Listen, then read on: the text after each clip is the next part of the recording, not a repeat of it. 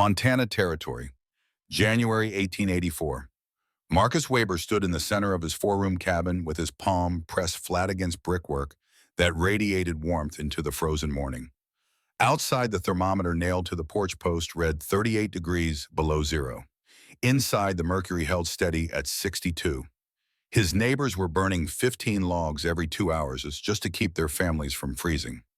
Marcus had burned 15 logs in the past day and expected to burn no more before nightfall. 8 months earlier, every builder in the Bitterroot Valley had said the same thing when they saw what he was constructing. The man has lost his mind. But Marcus Weber had not lost his mind. He had simply refused to lose heat the way everyone else did, throwing it away into the wilderness through walls and roofs and poorly designed stoves that fought the cold instead of outsmarting it. What he understood, what his father had taught him during 15 years working industrial kilns in Pennsylvania, was that brick did not just contain fire. Brick remembered it. Brick held thermal energy the way a river held water, storing it when abundant and releasing it slowly when needed, patient and reliable and utterly indifferent to the desperate mathematics of men counting cords of wood against weeks of winter remaining. He had built a thermal engine with 4 mouths that swallowed one fire and breathed heat into every corner simultaneously. Now, on the coldest morning, and anyone in the valley could remember, that engine was proving him right, while his neighbors' children slept in coats and their wives cooked wearing gloves and their wood supplies dwindled toward crisis. The question was not whether it worked. The question was whether anyone would believe him before they froze. Spring 1882 had brought Marcus Weber to the Bitterroot Valley with $17 in his pocket, a wife named Sarah who trusted him more than circumstance warranted, and 2 sons aged 9 and 6 who had never seen country this wild. He came from Allentown, Pennsylvania, where his father, Heinrich, had operated brick kilns for 3 decades, firing industrial-grade brick for foundries and steel mills that demanded materials capable of withstanding temperatures that would reduce ordinary clay to powder. Heinrich Weber had taught his son that heat was not just energy, but information. A kiln master who could read the color of flame through an inspection port, who could feel the temperature of a brick wall by pressing his palm against it and counting his heartbeats until the warmth became uncomfortable. Who understood the relationship between thermal mass and time such a man could accomplish, things that seemed impossible to those who only understood fire as something that either burned or did not. Marcus had spent 15 years learning that language working kilns in Pittsburgh that reached 1800 degrees Fahrenheit and held that temperature for days, watching how refractory brick absorbed energy during the heating phase and released it during cool down, measuring the hours it took for a fully charged kiln to return to ambient temperature even after the fires died completely. He knew heat the way a sailor knew tides, not from books or theory, but from standing watch through countless cycles, learning the patterns that governed how energy moved through mass. When he filed his homestead claim on 120 acres of pine and grassland 12 miles south of Darby, his neighbors watched him frame a cabin that seemed too ambitious for a man with so little capital. 4 rooms arranged around a central hallway 28 feet by 24 feet, built with heavy timber and roofed with split cedar shakes. Most homesteaders started with single-room structures and expanded later if they survived the first winter and managed to establish working claims. Owen Brennan, who owned the spread immediately south, rode over in late summer to watch Marcus raising the roof beams. 4 rooms is a lot of house for a new claim. You planning to heat all that space come winter? Marcus looked up from his work, sweat running down his face in the August heat. I am planning to heat it efficiently. Owen laughed. Efficient does not mean much when it is 40 below and your children are freezing. Big house just means big fuel bills. We will see. But Marcus had not built 4 rooms out of ambition or foolishness. He had built 4 rooms because he needed a specific geometry for what he planned to construct in the center, and that geometry required living space arranged in a particular configuration. He needed the center of the house to be the center, not pushed to one side by irregular layout or compromised by load-bearing walls in wrong positions. Sarah understood this without needing detailed explanations. She had watched him sketch designs on scrap paper by lamplight, measuring and calculating, adjusting fireboxes and flue dimensions with the precision of a man who knew that small errors in thermal systems compounded into large failures. She had learned during their marriage that when Marcus went silent and methodical, working through problems with pencil and paper before touching tools to materials, something worth waiting for was coming.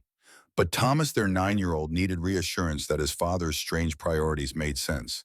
Pa, the other boys at school say we built the biggest cabin in the valley. They say we must be rich. Marcus looked up from the foundation stones he was laying. We are not rich. We are prepared. There is a difference. Prepared for what? For winter. For the kind of winter that kills families who think burning more wood is the same as staying warm. The first winter, 1882 to 1883, Marcus heated the cabin the way everyone else did.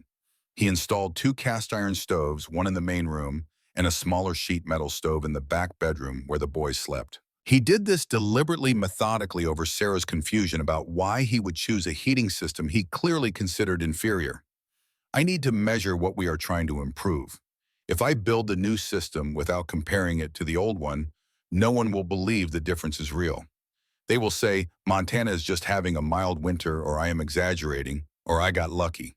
But if I can show them numbers, actual measurements of temperature and fuel consumption under identical conditions, they will have to accept the evidence.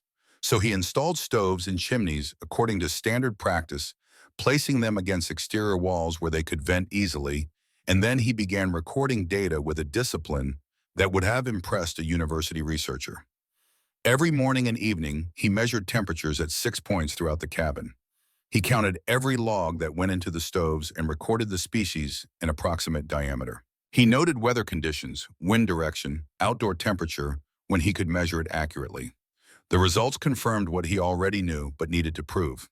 The 2 front rooms where the stoves were located stayed tolerable when the stoves were running hard, reaching maybe 50 degrees on good days, when he kept the fireboxes fully loaded. The 2 back rooms were brutal. The bedroom where Thomas and James slept dropped to 30 degrees by midnight, despite the smaller stove Marcus kept burning there. Sarah hung blankets across doorways trying to trap heat in the main room, but physics worked against her efforts with casual cruelty. Hot air rose to the ceiling and leaked through gaps in the roof construction. Cold radiated inward through every exterior wall simultaneously. The stoves fought a losing battle on 4 fronts, generating adequate heat, but losing most of it to the wilderness outside before it could warm the people inside. Marcus could feel the waste every time he stood near the main stove. At chest height, 3 feet from the firebox, the air might reach 55 degrees. But step to the exterior wall and the temperature dropped to 40. In the far corners of the room, frost formed on the interior chinking. The stoves were generating heat. The heat was going in every direction except where it was needed. Radiant energy hit the nearest wall, conducted straight through the logs, and escaped to the frozen air outside. The back of each stove faced an exterior wall, meaning half its radiant output was heating the Montana wilderness instead of the Weber family. Marcus watched this pattern repeat in every cabin he visited that winter, and he visited many offering help with repairs or borrowing tools, using those opportunities to observe how other families struggled with the same fundamental problem. Wall-mounted stoves and fireplaces pushed heat outward toward exterior walls where it was instantly lost. The warmest spot in any cabin was within arm's reach of the fire. The coldest was the far corner farthest from the flames. Every cabin had hot spots and dead zones, and families compensated by burning more wood, feeding fires around the clock, sleeping in coats, and accepting frozen corners as an unavoidable fact of frontier life. Marcus did not accept it. He had spent too many years beside kilns that held heat for days after the fires died to believe that houses had to lose warmth in hours. By the time snow melted in April 1883, he had compiled 5 months of data and reached conclusions that would have seemed obvious to anyone who understood thermodynamics, but appeared revolutionary to homesteaders who only understood that winter was cold and wood was expensive. The fundamental problem was not the stoves themselves. The problem was their location. Placing heat sources against exterior walls meant that 50% or more of their radiant energy traveled the shortest path to the outside warming logs and then empty air instead of warming people and living spaces. The solution was equally fundamental. Move the heat source to the exact center of the living space where every ray of radiant energy would travel inward toward rooms instead of outward toward wilderness. Surround that heat source with enough thermal mass to store energy during active burns and release it slowly during the hours between, creating a reservoir of warmth that would buffer the temperature swings that made conventional stoves so inefficient. Sarah watched him pull the cast iron stove from the main room in early May, dragging it outside with a determination that suggested permanence rather than maintenance. She had learned to recognize the look on his face when he was past the point of theoretical consideration and into the realm of committed action. "Marcus, what are you doing?" "Removing an obstacle." She followed him outside, where spring mud sucked at their boots and the air still carried the memory of winter, even as the sun climbed higher each day. That stove kept us alive these past months. That stove kept us barely not frozen while wasting half the heat it generated. There is a difference between survival and efficiency, and we cannot afford to settle for survival when efficiency is possible. When he began pulling up floorboards in the center of the cabin, cutting through the hallway where all four rooms met, she finally spoke the concern that had been building since he first mentioned his plans back in February. "You are putting a hole in our house." He looked up from the crawl space covered in dirt and sawdust. "I am putting a heart in our house." The hole grew over the following days, becoming a pit 4 feet deep, dug down to solid ground through the crawl space beneath the cabin floor. Marcus explained his reasoning as he worked, partly because Sarah deserved to understand, and partly because articulating the logic helped him verify his own thinking. The floor structure cannot support 4,200 pounds of brick. The joists are adequate for normal loads, furniture, and people, but concentrated weight like this would cause settling at best and structural failure at worst. So the column needs its own foundation independent of the cabin structure, transferring weight directly to the ground. He lined the bottom of the pit with flat river stones, carefully selected for size and stability, and mortared them in place with clay-based mortar he had mixed according to a formula his father used in Pennsylvania. The stone base measured 3 feet wide in every direction and would carry nearly 2 tons without settling if he had calculated the load distribution correctly. Owen Brennan rode over one afternoon during foundation work and stood at the edge of the pit, shaking his head. "Marcus, you are building a monument in the middle of your house. What exactly are you trying to accomplish?" "I am trying to stop fighting the cold and start winning against it." Owen laughed, but the laugh carried uncertainty. "You cannot win against Montana winter. You survive it or you do not. That is the only choice. That is the choice you accept because you have not considered alternatives." The conversation drew others over the following weeks as word spread through the valley that Marcus Weber was doing something strange in his cabin. Jack Sutton came by in early June ostensibly to borrow a saw, but really to investigate what the rumors were describing. He found Marcus laying the first courses of brick above the stone foundation, building walls that rose in a modified cross pattern that created 4 separate chambers converging on a central point. Sutton was a carpenter with 20 years of experience building and repairing cabins throughout the Bitterroot Valley, and he recognized immediately what Marcus was attempting. "You are building a central fireplace. I tried that in '79. It failed spectacularly." Marcus paused, his work trowel in hand. "How did it fail?" "The foundation settled because I did not dig deep enough. The bricks cracked because I did not fire them hot enough. The chimney smoked because I did not understand how to design dampers properly. The whole thing lasted 3 months before I tore it out and put in a regular stove." Marcus gestured to the stone foundation beneath his rising brickwork. "I dug to bedrock." He pointed to a stack of bricks curing in the shade behind the cabin. "I fired those at 1,800 degrees in a pit kiln I built specifically for this project. I have been building kilns since I was 12 years old in Pennsylvania. I understand how brick behaves under thermal stress." Sutton walked around the emerging structure, examining the mortar joints and the way Marcus had configured the cross-shaped design. "Understanding brick is not the same as understanding how Montana winter will test this. Your technical knowledge might be sound, but theory and practice are different animals, which is why I spent last winter measuring exactly how the current system fails before I started building the new one." Sutton left without offering encouragement, but he also did not actively discourage Marcus the way some of the other Valley residents had started doing. The skepticism was building into something approaching consensus by midsummer, when the column had risen to chest height and its footprint in the center of the Weber cabin was becoming impossible to ignore. Martha Keller, Owen's wife, spoke to Sarah at the general store in Darby with a sympathy that carried pity underneath. "Your husband is spending the building season on that brick tower instead of putting in crops or improving your claim. What will you do if it does not work?" Sarah met her eyes without flinching. "If it does not work, we will have learned something valuable and we will try something else. But it will work. How can you be so sure?" because Marcus does not build things he does not understand, and he understands heat better than anyone in this valley. But the confidence Sarah projected publicly did not fully armor her against private doubts. Late at night after the boys were asleep and Marcus was outside checking on the brick curing process, she allowed herself to calculate what failure would cost them. The materials for the column were relatively cheap, mostly clay dug from their own land and fired in a kiln Marcus had built himself.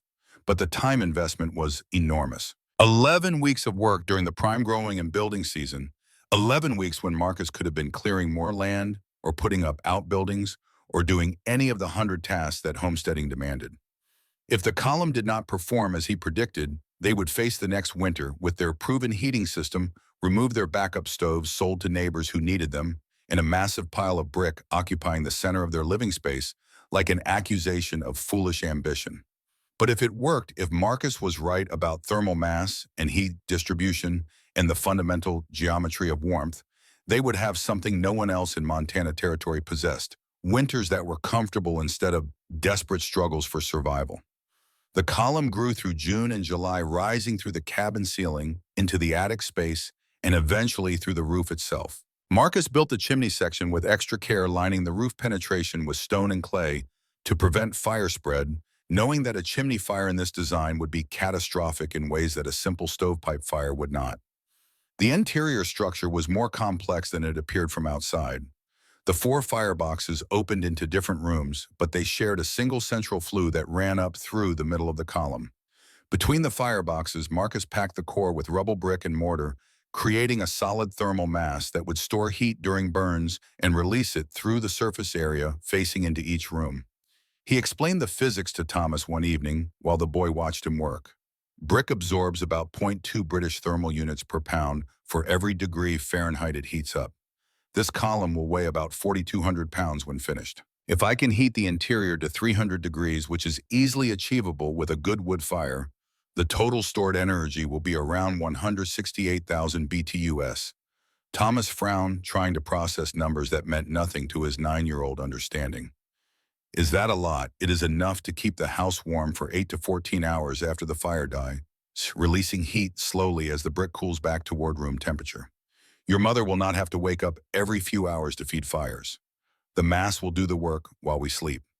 Each firebox opening measured 18 inches wide by 14 inches tall, deliberately smaller than a standard American fireplace.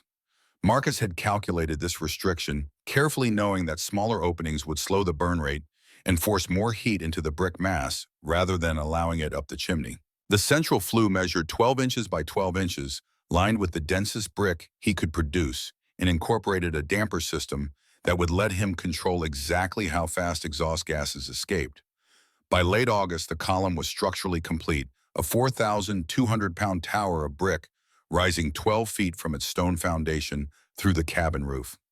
Marcus built sheet metal damper plates for each firebox and for the main flue salvaging iron from an old wagon someone had abandoned near Darby, and hammering it flat over a forge he had built for small metalwork. Samuel Hartley came to inspect the finished construction in early September, invited by Marcus specifically because Hartley had a reputation as the valley's most experienced homesteader, a man who had survived Montana since territorial days and whose opinion carried weight. Hartley walked through the cabin, slowly examining the column from every angle, running his hands over the brickwork, peering into the firebox openings, and asking questions that revealed genuine knowledge about heating systems. I have read about Russian stoves and Finnish contraflow heaters. They work on similar principles: thermal mass at the center, slow burns damper control. But I have never seen anyone successfully build one in Montana. Marcus waited, knowing that Hartley had more to say. The question is not whether the principle is sound. The question is whether you have the skill to execute it properly. Theory is easy, practice is where men fail. I worked industrial kilns for 15 years. I know how to build with refractory materials. I know how to calculate heat flow through brick. I know what mortar compositions will survive thermal cycling without cracking. Hartley nodded slowly. That may be enough. But you understand that if this fails, if your family suffers through a winter because you removed a working system to experiment with an unproven one, the valley will remember. Men will point to your cabin as an example of what happens when theory meets reality and loses. If it fails, I will accept that judgment. but it will not fail. Hartley sat at the Weber kitchen table and accepted coffee that Sarah offered, his weathered face thoughtful. I understand what you are trying to achieve. Central heat source, so all radiation goes inward. Large thermal mass to buffer temperature swings. It makes sense on paper. But here is what you are missing. A fireplace works because the fire is visible. Families gather around the hearth.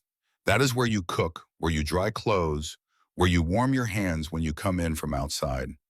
You have buried your fire inside a brick box. Your family cannot see the flames, cannot cook over them easily, cannot use them for all the daily tasks that make a fireplace functional beyond just heating. Marcus listened without interrupting, recognizing valid concerns, even if he disagreed with the conclusions. In Pennsylvania, the kilns hold heat for 3 days after the fires die. The bricks remember the fire even when the flames are gone. A stove gives you heat when it is burning. This gives you heat when it is not. That difference matters more than watching flames. Hartley smiled politely, unconvinced. This is not a kiln, Marcus. Kilns do not need to be comfortable or serve multiple functions. Houses do. But as September turned to October and Marcus completed the final details of the damper systems and the small cooking shelf he had built into the main room, face of the column, the skepticism in the valley crystallized into something approaching consensus. At the general store in Derby, men gathered around the pot-bellied stove and discussed the Weber folly with a mixture of amusement and concern. Russell Pratt, a builder who had constructed or repaired most of the cabins within 30 miles, held court one afternoon in late October. The German, Weber.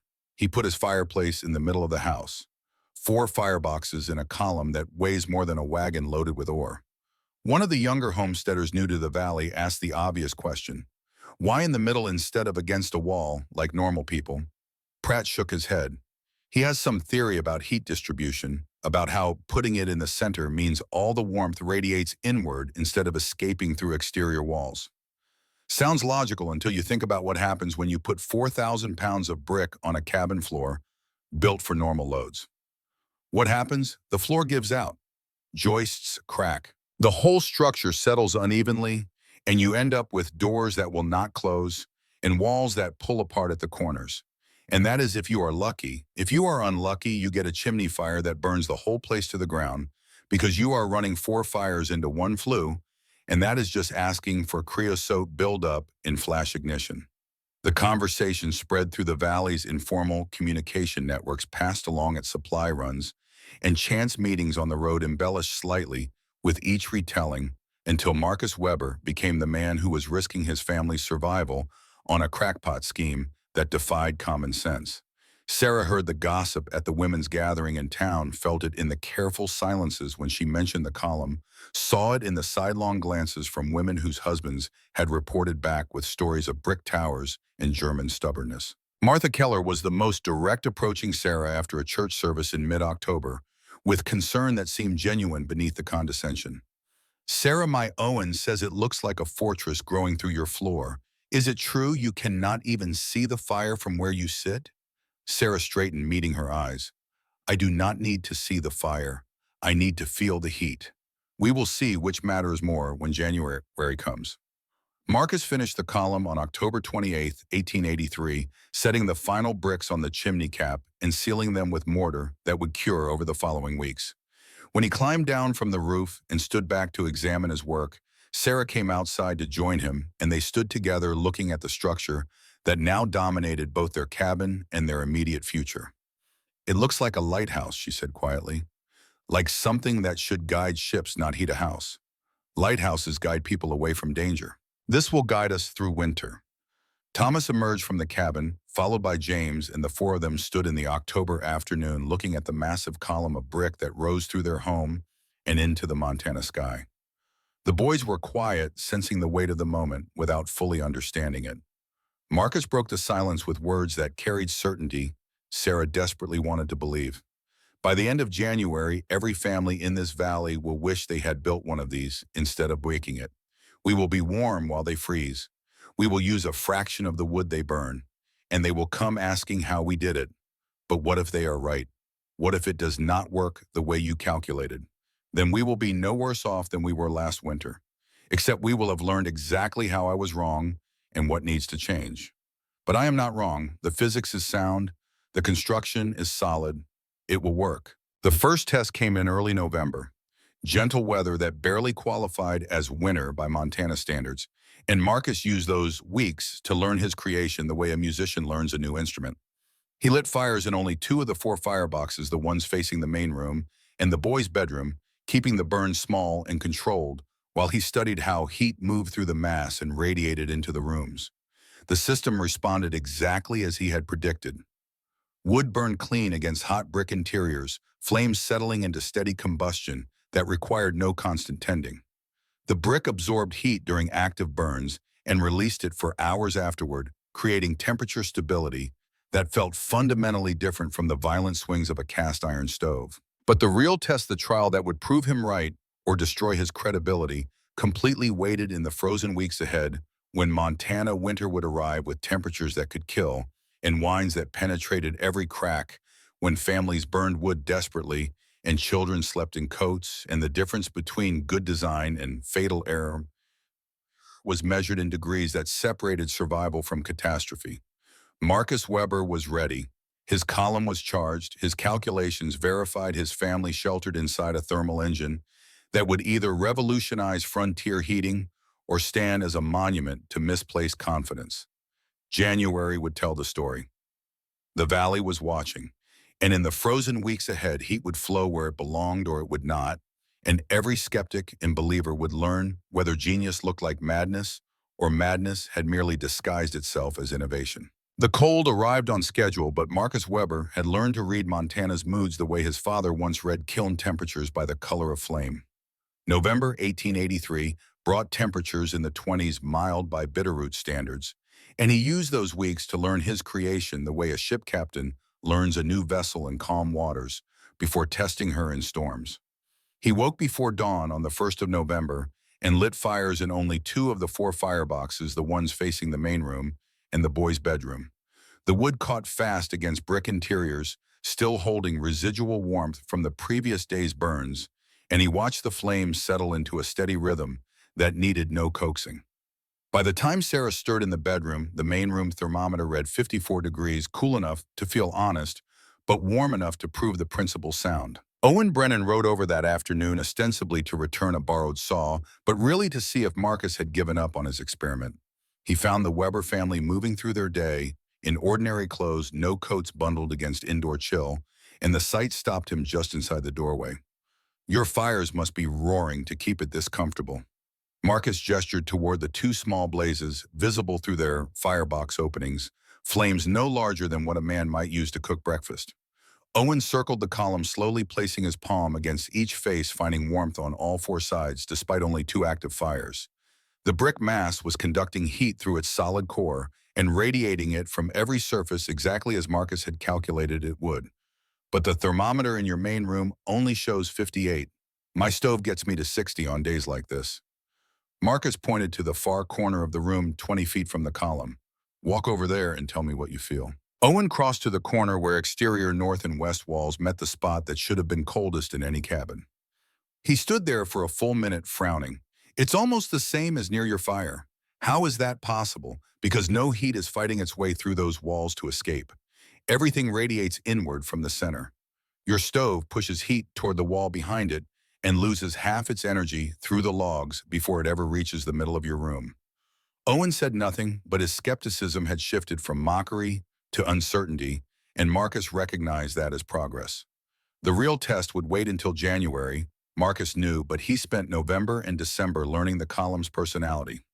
Each morning he recorded temperatures at 6 points throughout the cabin, wood consumption for the May, and damper positions. The data accumulated in a leather-bound notebook, columns of numbers, that told him what adjustments would squeeze another degree of efficiency from the system. He discovered that closing the main flue damper to 3/4 open forced exhaust gases to linger longer, in contact with the brick mass, transferring more heat before escaping. He learned that the pantry firebox, which he had barely used, could be lit for just 2 hours in late afternoon and would keep that room comfortable through the night as the thermal mass slowly released its stored energy. He found that stirring the coals and adding fresh wood every 8 hours maintained steady temperatures with less fuel than feeding fires every 4 hours, the way his neighbors did. Sarah watched him make these adjustments with the patience of a woman who had married a man whose mind worked in numbers and systems. But when Thomas came home from school one afternoon in early December, with a split lip and scraped knuckles, her patience found its limits. Billy Brennan said his pa thinks you're afraid to burn the fires hot because you know the chimney will catch and burn our house down. Thomas hit him. Sarah turned to Marcus with eyes that demanded more than technical explanations. Our son is fighting because the neighbors think you're a coward or a fool. When are you going to prove them wrong? Marcus cleaned Thomas's knuckles with water warmed on the brick shelf he had built into the column's main room face. When January comes and their houses are freezing while ours stays warm, Billy Brennan will apologize to you himself. But you cannot make people believe with words. You can only show them with results. The first significant cold snap arrived on December 8th, dropping temperatures to 14 below zero for 3 consecutive days. Marcus increased his burn rate modestly, adding one more feeding to his daily routine, and the cabin temperatures held steady in the upper 50s. He recorded everything, knowing that neighbors would ask for proof when the real cold arrived. Jack Sutton appeared on the second day of the cold snap, carrying a mercury thermometer he had borrowed from the assay office in Hamilton. He spent 45 minutes moving methodically through the Weber cabin, measuring temperatures at floor-level chest height and ceiling height in each of the 4 rooms. Marcus watched him work without comment, recognizing the carpenter's need to verify what his eyes and skin were telling him. Your main room shows only an 8-degree difference from floor to ceiling. My cabin has 33 degrees of variation. The air near my ceiling is scorching while my feet freeze. Jack knelt and placed his thermometer directly on the floor in the farthest corner from the column. 56 degrees. He stood and held it at arm's length overhead. 64 degrees. 8 degrees total gradient. In my house, the floor never gets above freezing in the corners, and the ceiling air is so hot it hurts to breathe if I climb up to the loft. You're distributing heat vertically in a way I've never seen. Marcus explained the physics patiently using words Jack could translate into builder's terms. Hot air rises always, but in your cabin, it rises and escapes through the roof, while cold radiates inward through every wall. Here, the warm air rises, but finds no exterior surface to lose its heat through. It circulates, cools slightly, and falls back down, creating natural convection that mixes the air and evens out the temperature. The brick mass radiates heat in all directions simultaneously, so every surface receives warmth. Jack made notes in a small book he pulled from his coat pocket, sketching the column's cross-section and writing numbers beside each firebox. But his face still carried doubt beneath the growing understanding. This is only 14 below. Montana goes to 40 below some winters. Your bricks might work now, but will they hold enough heat when the real cold comes? We will see in January. The waiting felt longer than the construction had stretched out through weeks of moderate cold that proved the system functional but not extraordinary. Marcus knew his neighbors were watching at his chimney, noting the thin wisps of smoke that rose from it compared to the desperate plumes pouring from their own stoves. The valley had settled into a pattern of judgment, deferred, waiting for winter to deliver its verdict. Sarah felt the weight of that waiting more acutely than Marcus did, and attuned as she was to the social currents that flowed through the women's gatherings in Darby. Martha Keller had stopped meeting her eyes at the general store. The other homesteaders' wives offered sympathetic looks that carried pity more than hope. Even the storekeeper, when Marcus paid for supplies, counted change with the careful attention a man gives to someone he expects will be destitute by spring. On Christmas Day, the Webers ate roasted chicken that Sarah had cooked on a small iron trivet set into the brick shelf Marcus had designed into the column. The shelf held steady at 200 degrees whenever the main firebox burned, perfect for slow roasting or keeping food warm through the day. Thomas and James sat at the table without coats, a small miracle that would have been impossible the previous winter, and Sarah allowed herself to hope that Marcus had been right all along. But hope and proof were different things, and proof required the kind of cold that could kill. January 6th arrived with a high-pressure system that locked over the northern Rockies like a lid on a pot, trapping Arctic air and pulling it south through the valleys. The temperature in Darby dropped to 14 below that first night. By January 9th, it had reached 27 below. By January 12th, the thermometer at the general store read 38 below zero, and sustained winds of 25 miles per hour drove the effective temperature down past 60 below. The cold did not break. Day after day, the valley locked in a freeze that made breathing painful and turned exposed skin white with frostbite in under 2 minutes. Fence posts split with sounds like rifle shots. Water left in buckets overnight froze solid to the bottom. Horses developed ice in their nostrils despite being sheltered in barns, and men wrapped scarves around their entire faces just to walk from house to woodshed. Owen Brennan fed his cast iron stove every 30 minutes around the clock, a routine that left him hollow-eyed and stumbling by the fourth day. His woodpile stacked against the south exterior wall under a lean-to had frozen despite the cover, and each log hissed and steamed when it hit the firebox, producing more smoke than heat in those critical first minutes. The main room of his cabin held at 44 degrees during the hours immediately after a full stoking, but dropped to 38 between feedings. His bedroom, separated by a log wall, rarely broke 30 degrees. Martha and the children slept in coats under every blanket the family owned, and still they shivered through the nights. Martha cooked wearing gloves, her hands too numb without them to hold a knife safely. Frost formed on the interior walls by midnight and did not melt until Owen stoked the morning fire high enough to drive the room temperature briefly above 50.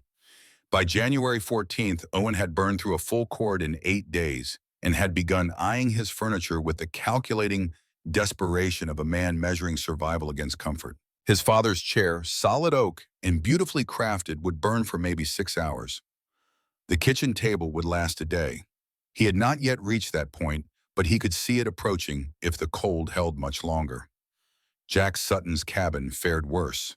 His single fireplace, built against the north wall in the standard American fashion, pumped heat directly into the wall it shared with the frozen wilderness outside. The room 10 feet from the hearth measured 36 degrees on good days. The back room where his children slept measured 28. He moved their bedding to the floor directly in front of the fireplace, and the four of them slept there in a row, waking every time the fire needed feeding because the temperature dropped too fast to ignore. He burned through a full cord in 9 days, a consumption rate that would exhaust his winter supply by early February if the cold continued. The calculations haunted him during the sleepless hours between feedings, and he began rationing, letting the fire burn lower at night and accepting that his family would wake to a house barely above freezing. Samuel Hartley, better prepared than most with a well-built cabin and abundant seasoned wood, maintained a more respectable 48 degrees in his main room through constant attention. But his back bedroom still dropped below freezing every night, and his wood consumption was running at nearly 2 cords per week. At that rate, his carefully stacked winter supply would be exhausted before March, and he began burning smaller fires, accepting colder mornings in exchange for making his wood last until spring. Marcus Weber woke on the morning of January 12th, the coldest day of the cold snap, and walked to the central column in darkness. He placed his palm flat against the south-facing brickwork and felt warmth radiating into his hands, steady and even. The heat signature of mass that had been charged through the previous day and was now releasing its stored energy with the patience of stone. The fire in the main firebox had burned down to coals overnight. He had not fed it since 10 the previous evening, nearly 9 hours earlier, yet the brick mass was still performing its fundamental task of remembering the fire and releasing that memory as usable heat. He opened the firebox door, stirred the coals with an iron poker, and added 3 split logs of seasoned pine. The wood caught within a minute, burning clean and steady against the hot brick interior that needed no kindling to coax it along. He adjusted the damper to a quarter open position, the setting that balanced heat retention against proper draft, and closed the door. Within 20 minutes, the main room thermometer read 61 degrees. He opened the firebox on the opposite side of the column, the one facing the boys' bedroom, and lit a small fire there using coals transferred from the main chamber on a metal scoop. The bedroom had held at 56 degrees overnight without any fire at all, warmed purely by conduction through the brick core from the main firebox on the opposite side.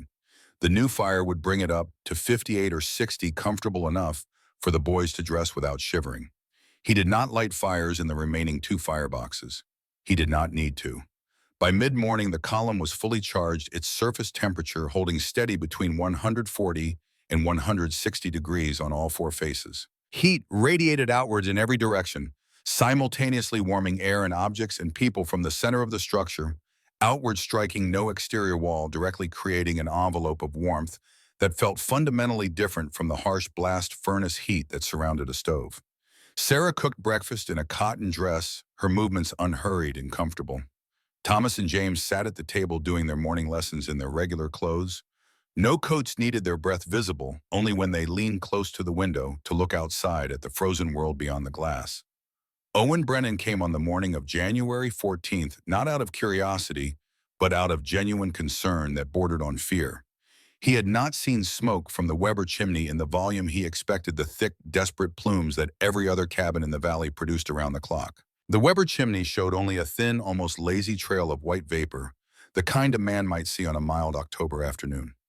Owen assumed catastrophe.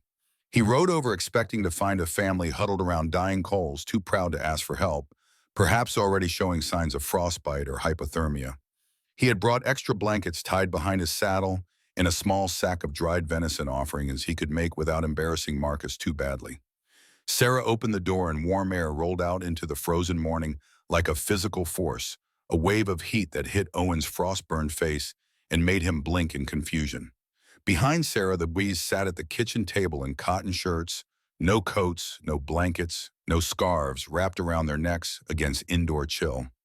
A pot of something simmered on the small iron trivet set into the brick shelf, and the cabin smelled like fresh bread and warm clay scents that belonged to summer kitchens, not January survival. Owen, come in. You look frozen. He stepped inside and stopped, unable to reconcile what his senses were reporting. The warmth was not concentrated in one spot, not the familiar pattern of scorching heat near the stove, fading to bitter cold 3 feet away. The warmth was everywhere, distributed with a uniformity that his body recognized as impossible based on every winter he had ever survived. He walked to the far wall, the exterior north wall that should have been radiating cold inward like a block of ice. He placed his hand against it and felt cool surface temperature, but not the bone-deep chill that radiated from his own walls, not the aching cold that made standing near exterior surfaces painful during extreme weather. Sarah, how is this possible? Marcus emerged from the boys' bedroom, dressed in work clothes, moving with the calm purpose of a man whose morning routine held no desperation. He gestured toward the column without speaking an invitation rather than an explanation. Owen placed his palm against the brickwork facing the kitchen. It was warm, genuinely warm, like a stone that had been sitting in summer sunlight, radiating heat with steady patience. He moved to the other side, the face opening into the bedroom. Same warmth. He walked completely around the column, touching each surface, finding every face radiating heat, with only minor variations in intensity. The question came out hoarse, almost angry. How much wood are you burning? Marcus pointed to a small stack beside the main firebox door. Perhaps 15 split logs each, roughly 3 inches in diameter and 18 inches long. This is one day, maybe less. I fill the main firebox 3 times, the bedroom firebox twice. The other 2 I have not lit since the cold started. The column carries the heat around. Owen stared at the wood pile, his mind performing calculations he did not want to accept. 15 logs. He was burning that much every 2 hours in his own stove and still freezing. 15 logs per day versus 15 logs every 2 hours.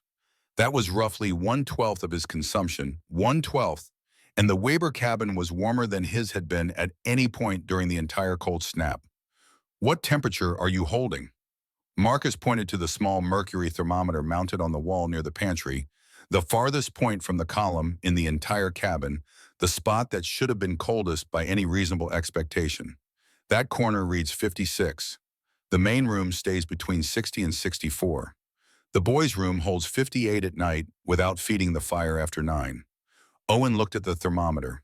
It read 57 degrees. His own cabin, 20 feet from a roaring stove, had not touched 57 once during the entire cold snap. His warmest reading had been 48, and that lasted only the first hour after a full stoking with the damper wide open and the firebox crammed with wood. The corners of his cabin had not broken 35 degrees since January 6th. He turned to Sarah, the words coming out without conscious thought. I owe you an apology. Sarah handed him a cup of coffee brewed on the brick shelf that held at 200 degrees whenever the main firebox burned. You owe us nothing, Owen, but maybe you should bring Martha and the children here until the cold breaks. There is room and it is warm enough for everyone. Owen rode home with that offer burning in his mind more uncomfortably than the cold burned his face. Pride fought with practicality, and practicality was winning by the time he reached his own frozen cabin and found Martha trying to cook breakfast while wearing 2 coats and gloves, her fingers too numb to crack eggs cleanly. Word reached Darby by January 16th.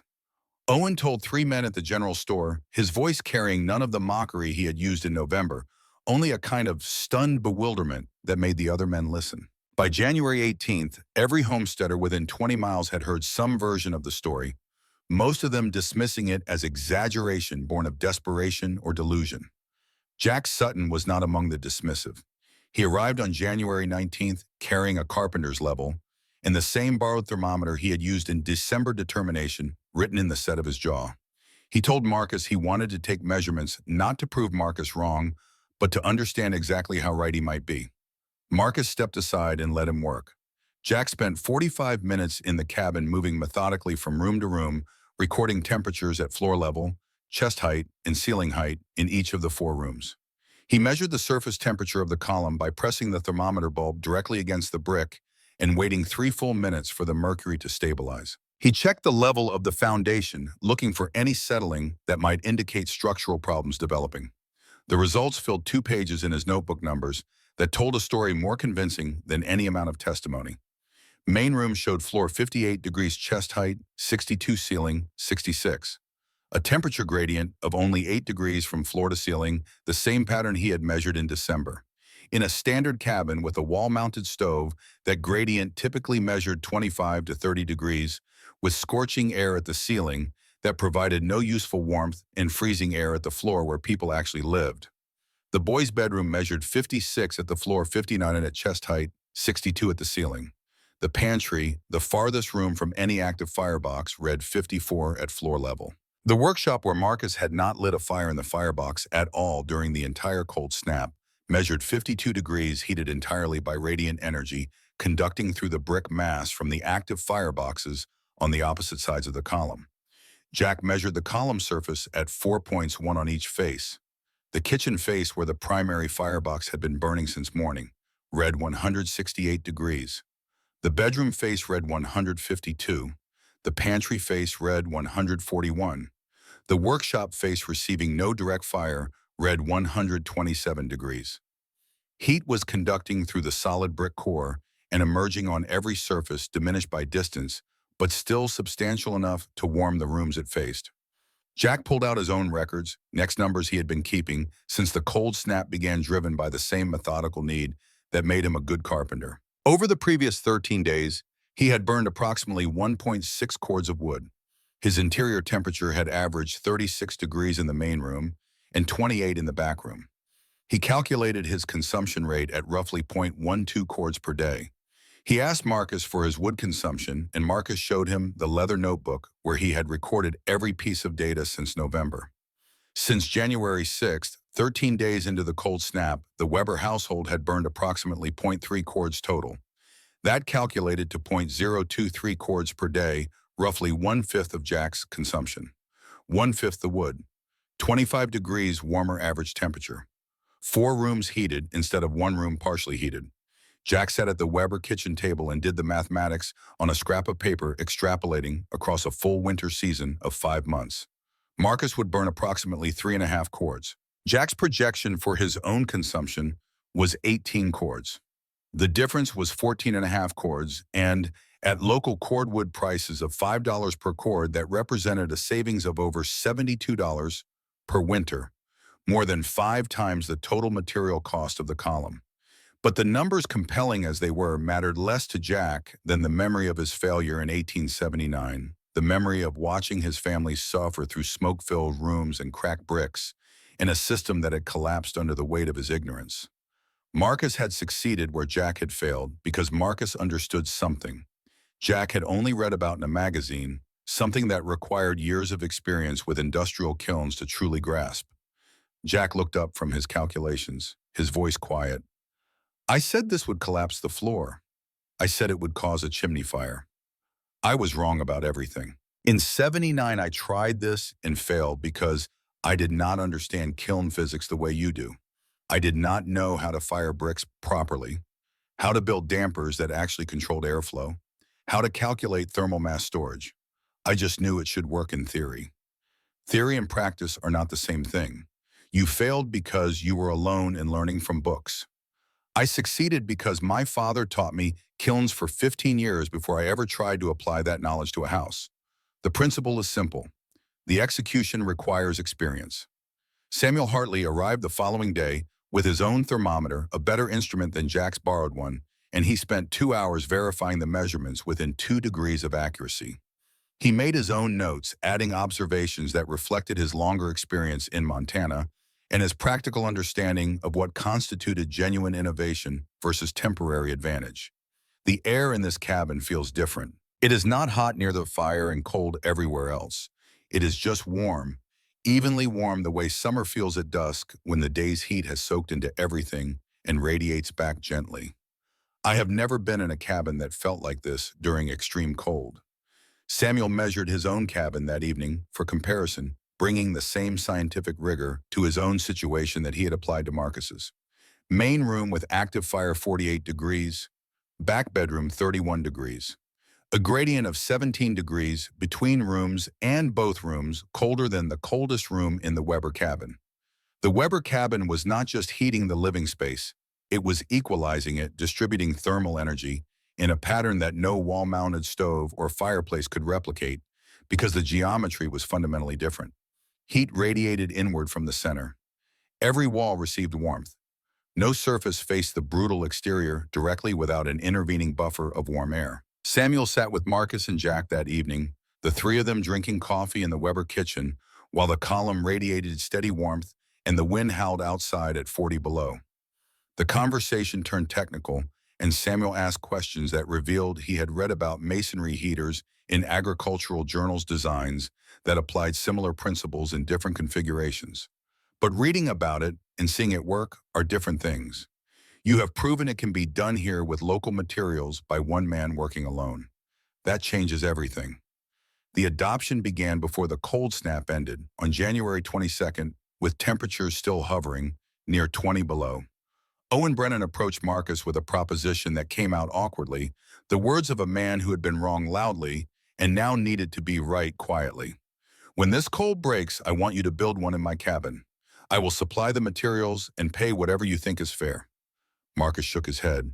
I do not want payment, but I will need help making bricks. 1,400 at least for a cabin your size, maybe more depending on your layout. Owen agreed immediately, relief and gratitude mixing in his expression.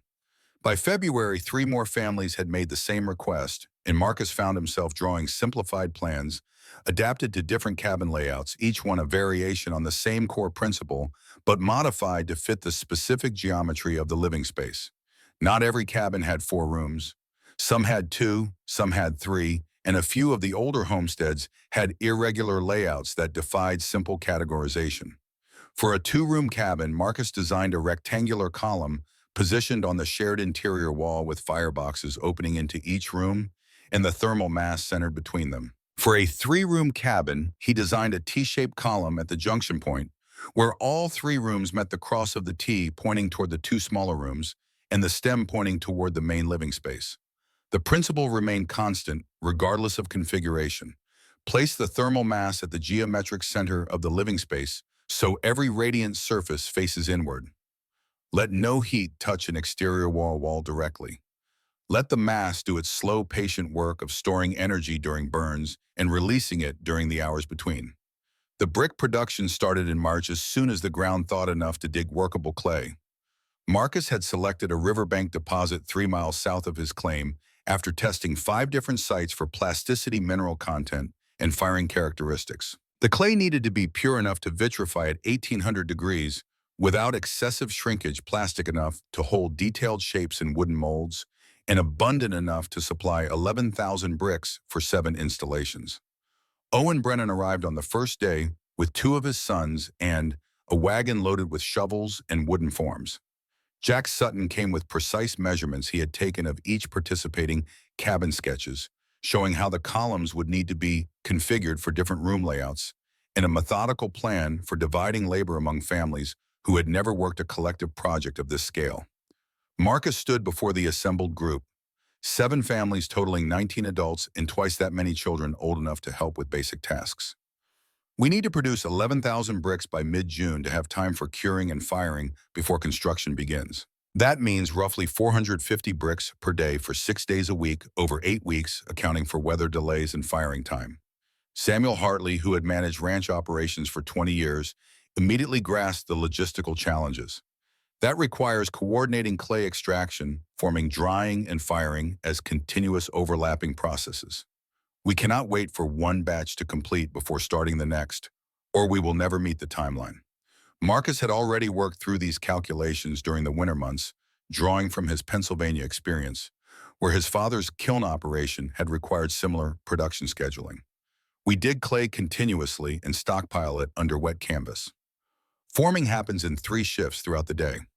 Drying takes 2 weeks in the sun, so we need enough cleared ground to lay out 6,000 bricks simultaneously. Firing happens in batches of 300 3 days per batch, including cooldown, which means we can process roughly 600 bricks per week through the kiln. The numbers made sense on paper, but translating them into coordinated action among families who had spent the winter barely surviving required leadership that Marcus had never needed to exercise before. He was a technician, a craftsman who understood materials and thermal physics, not a foreman accustomed to managing crews and resolving disputes over fair work distribution. Jack Sutton stepped into that role naturally, his carpenter's experience having taught him how to coordinate subcontractors and keep projects moving despite weather and material delays. He divided the labor into specialized teams: diggers, who extracted clay and hauled it to the forming area; formers, who pressed clay into wooden molds and turned out finished bricks; handlers, who carried wet bricks to drying fields and rotated them for even sun exposure; and stackers, who loaded dried bricks into the kiln for firing. The work began in earnest on March 15th, and within 3 days the operation had found its rhythm. Men dug clay in the cool morning hours when the riverbank was firm. Women and older children worked the forming tables through midday, their hands learning the precise pressure needed to pack clay into molds without air pockets that would cause cracking during firing. Younger children carried water and tools, swept clay dust from work surfaces, and learned through observation skills they would need when they built their own homes decades later. Marcus supervised the firing operation personally, knowing that this stage held the highest risk of catastrophic failure. Underfired bricks would crumble under thermal stress. Overfired bricks would vitrify into glass-like rigidity that made them difficult to work with mortar. The target temperature of 1800 degrees had to be reached gradually over 36 hours, held steady for 3 hours, and then allowed to cool over another 48 hours without thermal shock that would crack the entire batch. He built a pit kiln larger than the one he had used for his own column, a rectangular excavation 8 feet long by 4 feet wide by 3 feet deep, lined with fire brick he had made specifically for kiln construction during the previous summer. The design incorporated multiple fireboxes along the length, allowing him to distribute heat evenly and adjust individual zones if temperature variations developed. The first firing began on March 22nd, with 300 bricks stacked carefully inside the kiln, separated by small clay spacers that allowed hot gases to circulate around each piece. Marcus started the fire's small, burning seasoned pine that produced steady heat without the temperature spikes that green wood or resinous species would cause. He fed the fireboxes every 2 hours around the clock, gradually increasing the burn rate as the kiln temperature climbed. Owen took the midnight to dawn shift on the second night, sitting beside the kiln, while Marcus slept for the first time in 40 hours. The trust implicit in that handoff carried weight beyond the practical necessity of rest. Owen was learning to read kiln temperature by flame color, the way Marcus had learned from his father, watching for the transition from dull red to bright orange to the almost white heat that indicated proper vitrification temperature. When Marcus returned at dawn, Owen reported his observations with a precision that suggested he had been taking notes. The north end runs about 50 degrees cooler than the south end based on the flame color difference. I added an extra log to the north fireboxes every third feeding to compensate. Marcus checked the temperature by inserting a test brick through an inspection port and examining its color against his mental reference library of thousands of firings. The adjustment had worked. The kiln was running even across its entire length, and the bricks were entering the final vitrification phase, where clay particles would fuse into the dense matrix that gave fired brick its strength. 3 hours later, Marcus shut down the fireboxes and sealed all the openings with wet clay, trapping residual heat inside while preventing cold air from entering and causing thermal shock. The kiln would cool naturally over the next 2 days, and only after it reached an ambient temperature could they safely open it and inspect the results. The wait felt interminable. 7 families had invested weeks of labor based on Marcus's assurance that he knew how to fire brick properly. If this first batch failed, if the bricks cracked or crumbled or showed any of the defects that had plagued Jack Sutton's attempt in 1879, the entire project would lose momentum and possibly collapse. Sarah found Marcus sitting outside the sealed kiln on the evening of the second day, staring at the clay-covered opening as though he could see through it by force of will. "You have fired hundreds of batches in Pennsylvania. Why does this one make you nervous? Because in Pennsylvania, I was making brick for strangers who would never know my name. Here I am making brick for neighbors who will live or freeze based on whether I got the temperature right." The kiln opened on March 27th to reveal 300 bricks that rang with clear bell tones when Marcus tapped them with a steel rod. The sound indicated proper vitrification, complete fusion of clay particles into a dense matrix without internal voids or stress cracks. He selected 10 bricks at random and subjected them to the abuse tests his father had taught him, dropping them from chest height onto hard ground, striking them with hammers, soaking them in water, and then exposing them to fire to check for spalling. Every brick passed. The yield was 100% a success rate that even experienced kiln operators rarely achieved. Jack Sutton held one of the finished bricks, turning it in his hands and examining the surface texture. "This is better than anything I made in '79. The color is even, the corners are sharp, there are no cracks or soft spots. How did you get it so consistent?" Temperature control and patience. Most people fire too fast because they are impatient or worried about fuel costs. But brick needs time to heat evenly through its entire cross-section.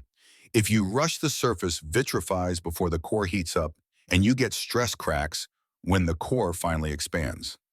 Slow and steady produces better brick than hot and fast.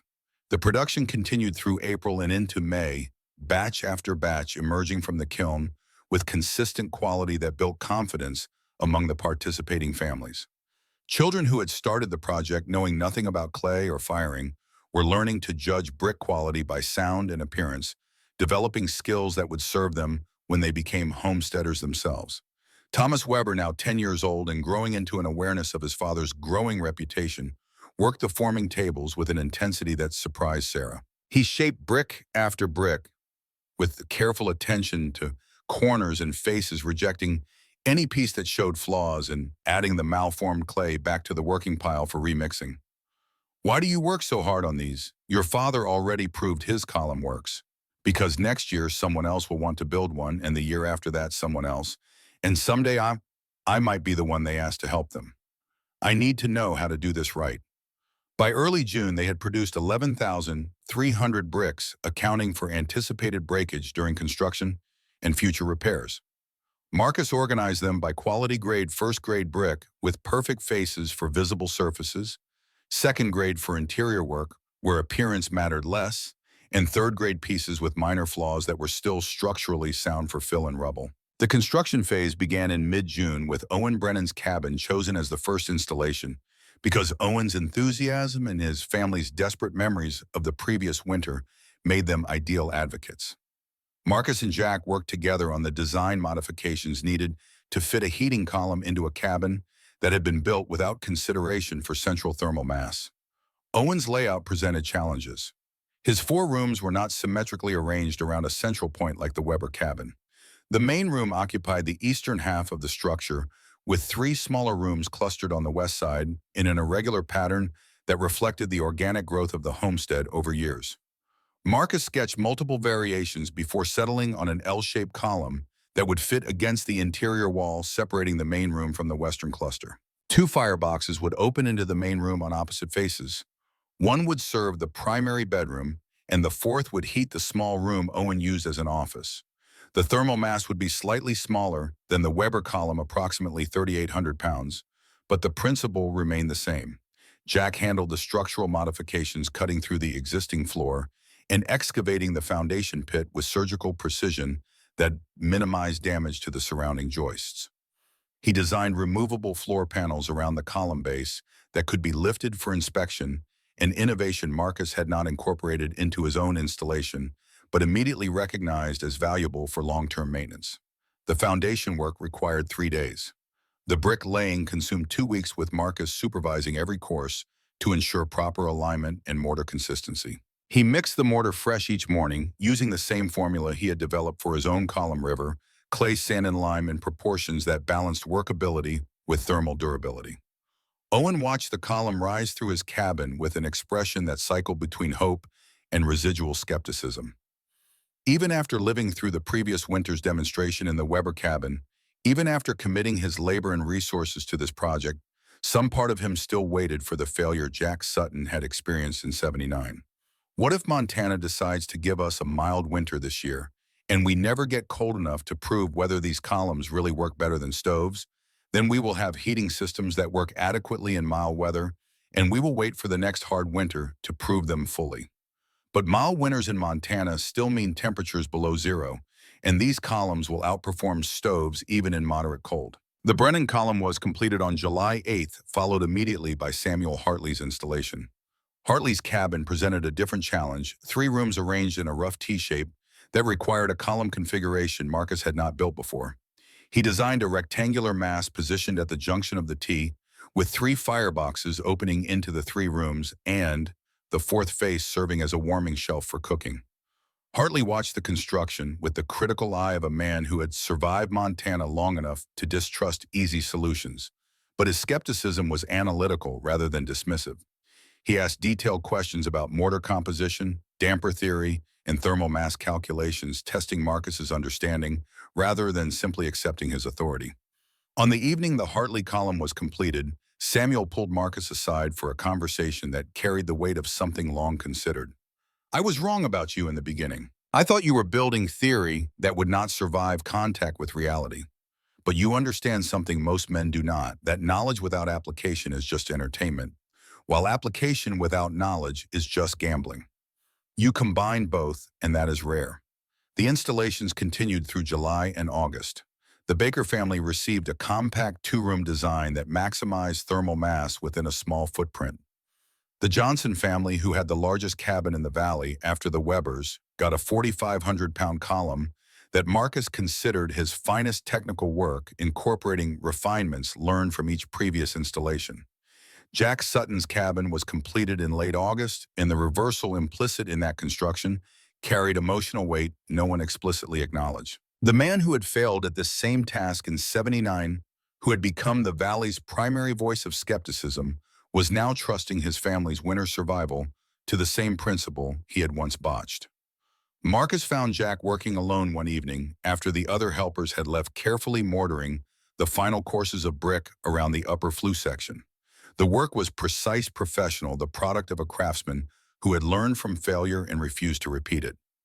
"You are making this one yourself." Jack nodded without looking up from his work.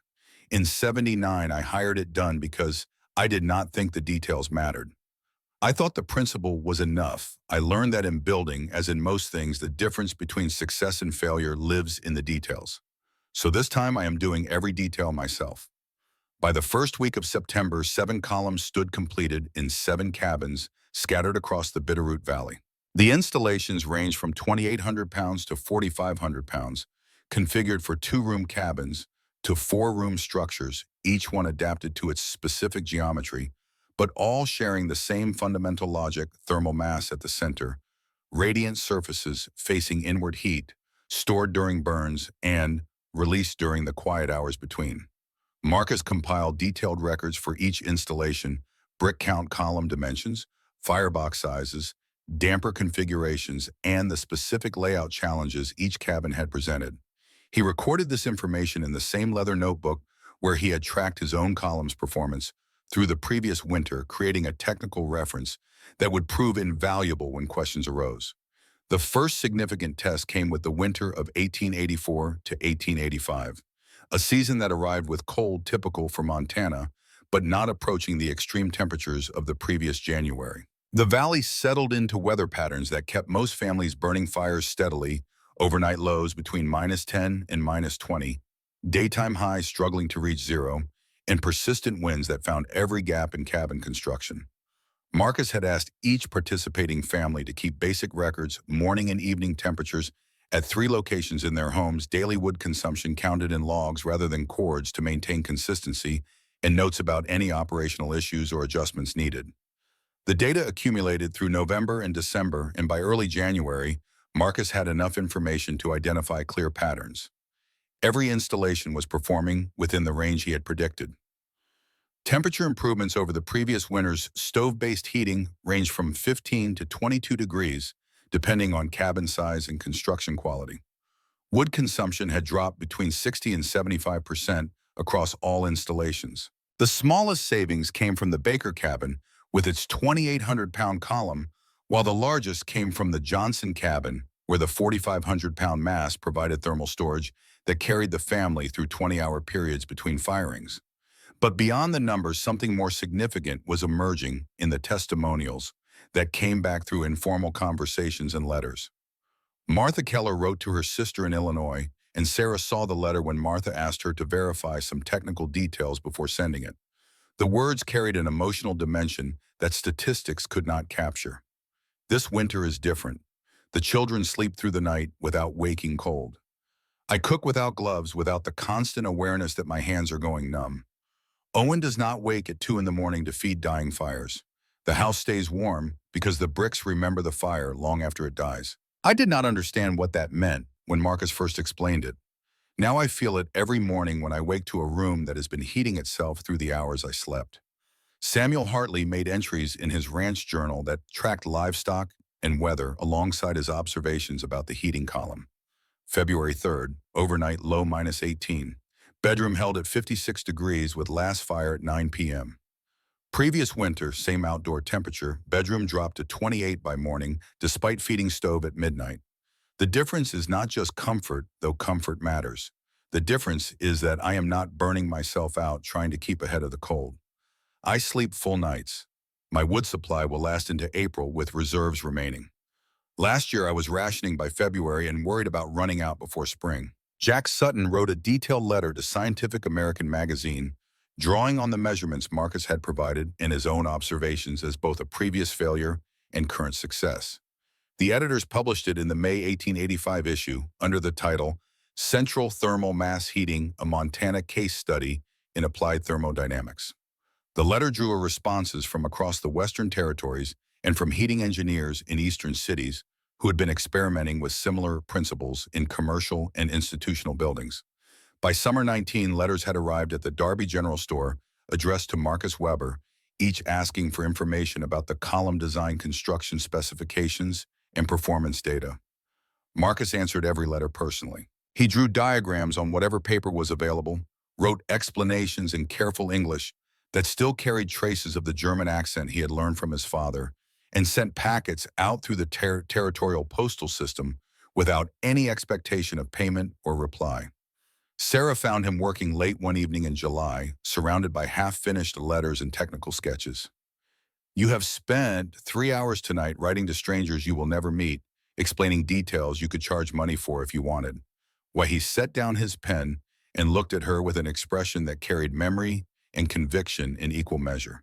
In Pennsylvania, when I was 12, my father brought me to the kilns for the first time. An old German mason named Klaus worked there, maybe 70 years old, who had been firing bricks since before my father was born. He taught me how to read temperature by flame, color, how to feel when the fire was right, how to judge if clay was ready for forming. He charged me nothing. He said warmth was not something to sell to another man who needed it. He said cold kills poor families and rich families the same, and knowledge that stops the cold should move like water downhill to wherever it is needed. He picked up his pen again. I did not understand him then. I was young and thought skill should bring profit. Now I have sons who sleep warm because of what that old man taught me for free. The least I can do is pass it forward. The principle of passing knowledge forward without charging for it ran counter to normal business practice, but it aligned with something deeper in frontier culture, the recognition that survival often depended on cooperation rather than competition.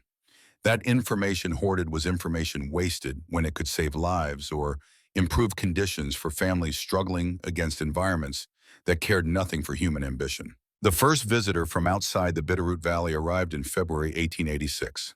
Carl Erickson had traveled 60 miles from a mining settlement north of Hamilton after hearing about the heating columns from a timber supplier who served both communities. He spent 3 days in the valley visiting 5 different cabins with installed columns, measuring temperatures, examining construction details, and filling a notebook with sketches and specifications that would guide his own building efforts. On his final evening, Erickson sat with Marcus in the Weber cabin, firelight from the main room firebox, casting shadows that moved with the flames, while the brick mass radiated steady warmth that had nothing to do with the current fire and everything to do with fires from hours earlier. I have been building houses for 20 years. Never seen anything like this. My settlement has 40 families fighting the same battle every winter that you fought here. Wall stoves bleeding heat into the wilderness. Frozen corners. Children sleeping in coats. If this works the way I have seen it work in 5 different cabins over 3 days of observation, you could change how people build across the entire territory. Marcus shook his head slowly. I did not invent central thermal mass. Masons have understood these principles for generations.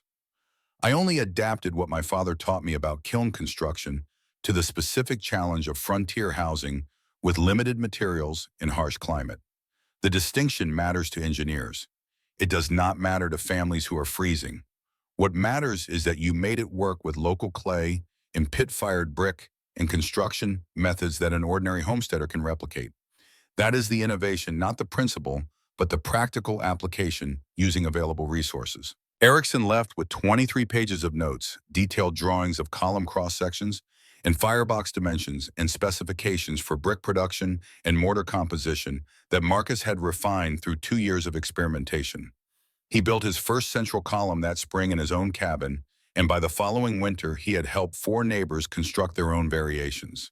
The technique spread outward from his settlement the same way it had spread through the Bitterroot Valley, 1 cabin at a time, 1 converted skeptic at a time, carried by men who had seen it work and understood the difference between theoretical elegance and practical necessity.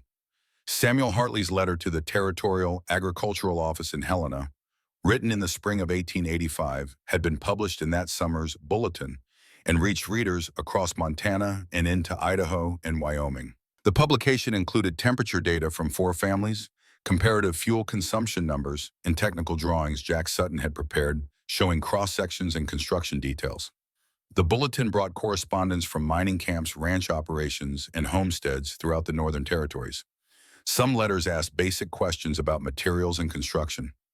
Others came from engineers and builders who wanted to discuss thermal calculations and airflow dynamics.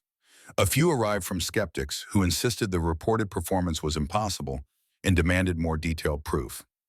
Marcus answered the skeptics with the same patience he showed the genuine inquirers, providing raw data about it from his temperature logs and explaining the physics in terms that required no specialized education to understand. Heat moves from hot to cold. Brick slows that movement by absorbing energy during the hot phase and releasing it during the cold phase. Placing the heat source at the geometric center means all radiation travels inward toward living spaces instead of outward toward frozen wilderness. The math is straightforward. The execution requires attention to detail. One letter arrived in August 1886 from a professor of mechanical engineering at a university in Denver inviting Marcus to join the faculty as an instructor in heating systems design. The salary offered was $800 per year, more than 10 times what a successful homesteader might clear in annual income, and it came with housing and access to university facilities for research. Sarah read the letter 3 times, calculating what that kind of money could mean for their family. Thomas would be able to attend university when he came of age. James would have opportunities that homesteading could never provide. They would live in a city with doctors and schools and cultural amenities that the Bitterroot Valley would not see for decades. Are you going to accept? Marcus looked at the letter for a long time before answering. I am not an engineer. I am a brickmaker who understands heat because I grew up beside kilns. Everything I know comes from doing, not from books or theory. I could not teach in a university because I do not know how to translate experience into academic language. You could learn. Maybe. But what I know works here in this specific context with these materials and these challenges. Taking it into a classroom would turn it into theory again, and theory is what Jack Sutton had in '79 when he failed. I would rather stay here and help people build working systems than teach students who might understand the principles but never actually use them.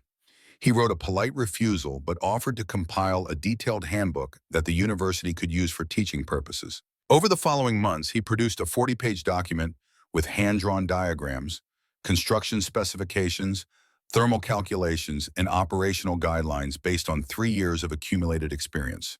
Jack Sutton contributed technical drawings that showed column configurations for different cabin layouts, detailed cross-sections of firebox and damper assemblies, and dimensional specifications for brick production.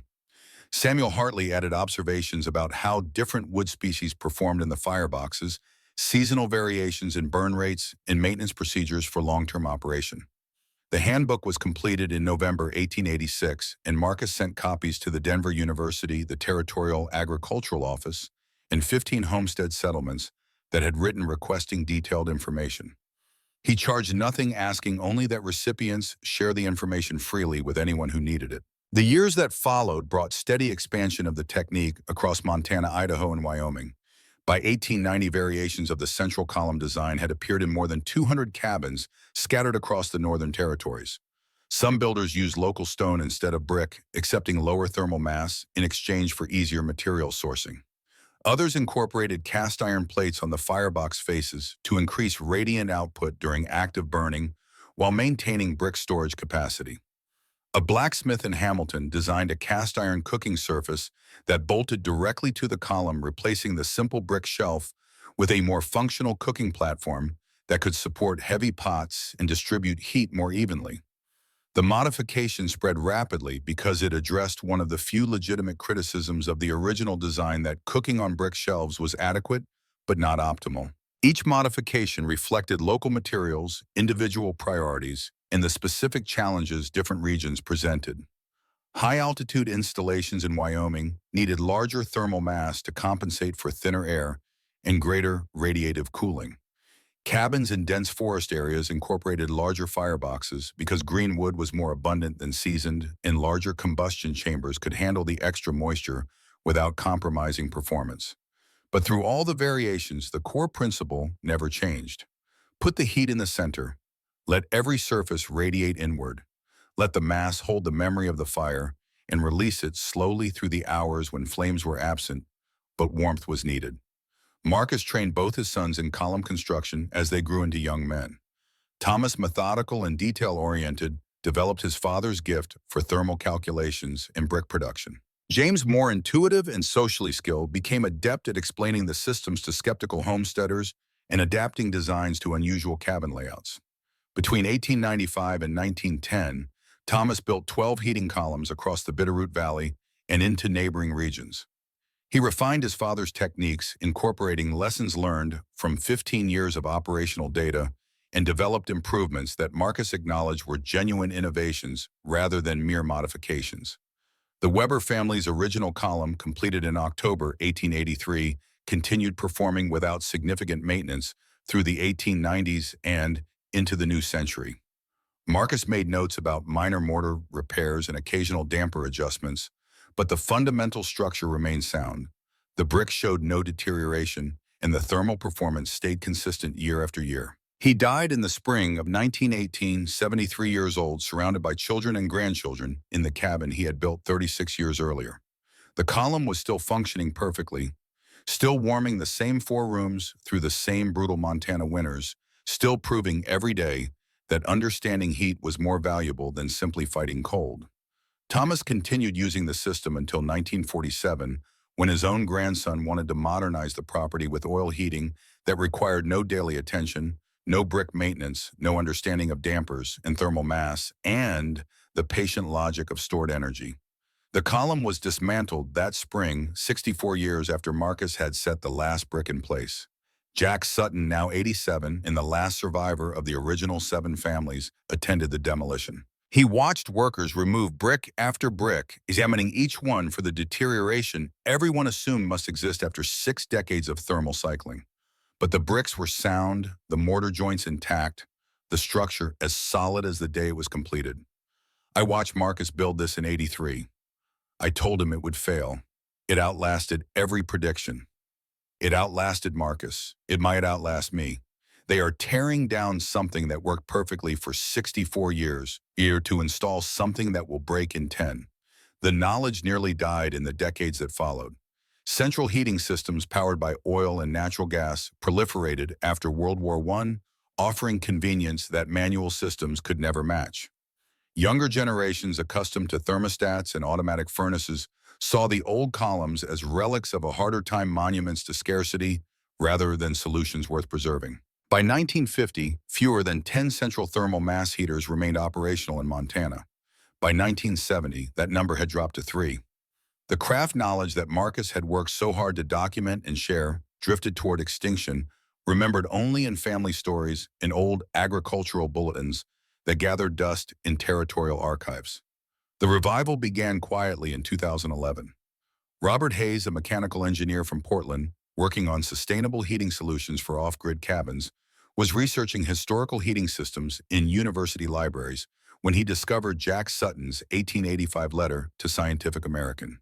The description of a 4,200-pound brick column that stored heat for 12 hours after fires died was so divergent from modern heating theory that Hayes initially dismissed it as exaggeration or poor measurement, but the specifics were too detailed to ignore. Sutton had included brick counts dimensions, temperature gradients, and fuel consumption data that suggested someone with real engineering knowledge had designed the system. Hayes traced references backward through agricultural bulletins and territorial records until he found Samuel Hartley's detailed report and eventually Marcus Weber's name attached to the original design. He drove to the Bitterroot Valley in the summer of 2012, searching for descendants or records that might provide more information. Thomas Weber's grandson, now in his 70s, still lived on the original homestead property and remembered stories his grandfather had told about the column that had heated the family through decades of Montana winters. The old foundation stones were still visible in the crawl space, though the cabin itself had been replaced by a modern house in the 1960s. More valuable were the notebooks, Marcus's original temperature logs from 1883 and '84, Jack Sutton's construction drawings, and the 40-page handbook Marcus had compiled for the Denver University. Hayes spent 2 weeks photographing documents, interviewing descendants, and piecing together the technical details of a heating system that had functioned reliably for more than 60 years, using nothing but local materials and principles that any competent mason could understand and apply. He built his first replica column in the fall of 2015, constructing it in an off-grid cabin in the Oregon mountains using the exact specifications Marcus had documented. 4,200 pounds of brick fired in a pit kiln cross-shaped configuration with 4 fireboxes, central flue, with damper control, all assembled according to drawings that were 130 years old. The winter of 2015 to 16 provided a test case that would have satisfied even the most skeptical Bitterroot Valley homesteader from Marcus's era. Oregon experienced its coldest winter in 30 years with sustained temperatures below zero and overnight lows reaching -12. Hayes heated his cabin with the column exactly as Marcus had heated his 2 fires per day, dampers adjusted to maximize thermal mass charging, wood consumption tracked against outdoor temperature, and interior comfort. The system performed within 5% of Marcus's documented results. Inside temperatures averaged 61 degrees with outdoor temperatures near zero. Wood consumption ran at 2.8 cords for a 5-month season. Neighbors with modern wood stoves burned between 9 and 12 cords over the same period to maintain similar interior temperatures. Hayes published his findings in Green Building Journal in March 2016 under the title Marcus Weber's Thermal Mass System, a 130-year-old solution to modern heating challenges. The article included historical documentation, thermal performance data from both the original 1880s installations and the modern replica and construction specifications that contemporary builders could follow. The response exceeded anything Hayes had anticipated. Within 6 months, 15 builders across the Pacific Northwest had contacted him requesting detailed plans. Within 2 years, more than 150 masonry heaters incorporating Marcus Weber's core principles had been constructed in Oregon, Washington, Montana, and Idaho. The modern versions included refinements, impossible, in 1883, precision temperature measurement, computer-modeled airflow optimization, ceramic fiber insulation in strategic locations. But the fundamental geometry remained unchanged because the physics remained unchanged. Heat at the center, mass for storage, radiant surfaces facing inward. Let the brick remember what the fire taught it. Robert Hayes built his second column in 2024, this one incorporating 40 years of additional research into masonry heater design, but still following Marcus Weber's basic configuration. On a winter morning with outdoor temperature at -8, he stood beside the column with his 8-year-old daughter and placed her hand against the brick surface. How does it stay warm without fire burning? The bricks remember the heat from yesterday. A man named Marcus Weber figured this out 140 years ago in Montana. Everyone said he was wrong. He proved them right. He showed her Marcus's original notebook temperature readings, recorded in careful script, across pages that had survived more than a century. The numbers told a story about a man who understood that fighting nature required understanding. Nature that the difference between comfort and suffering often came down to placing heat where it belonged instead of where convention dictated.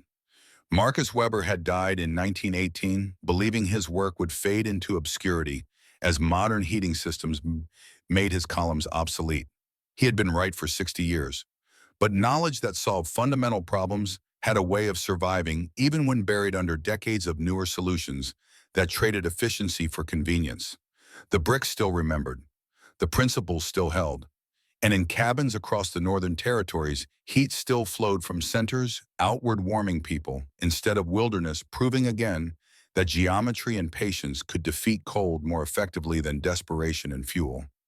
Fire at the wall fought the cold. Fire at the center won. The lesson had taken 140 years to complete its circle, but it had never stopped being true.